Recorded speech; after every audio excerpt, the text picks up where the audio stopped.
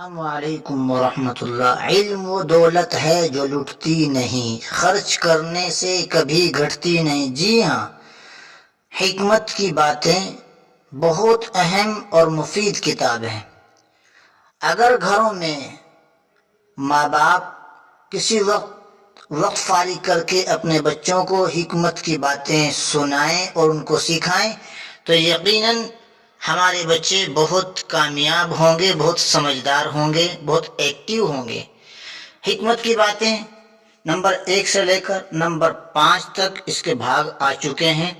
میں آپ سے درخواست کرتا ہوں کہ آپ حکمت کی باتیں، جس کے لیکھک ہیں ہمارے محترم جناب بھائی وی نیاز احمد صاحب پر نام بٹ تمل ناڈو، آپ ضرور خریدیں اور ان کو پڑھیں۔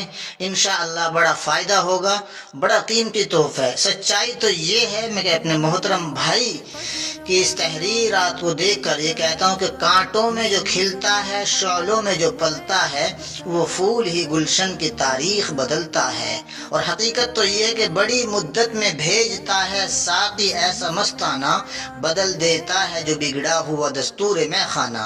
اگر آپ اس کتاب کو خود پڑھیں گے، اپنے بچوں کو سکھائیں گے تو انشاءاللہ اپنے گھر کے، اپنے بچوں کے حالات آپ بدلے محسوس کریں گے۔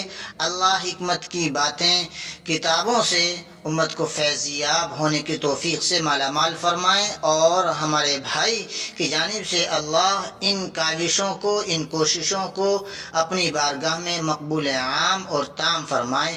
آمین۔ السلام علیکم ورحمۃ اللہ۔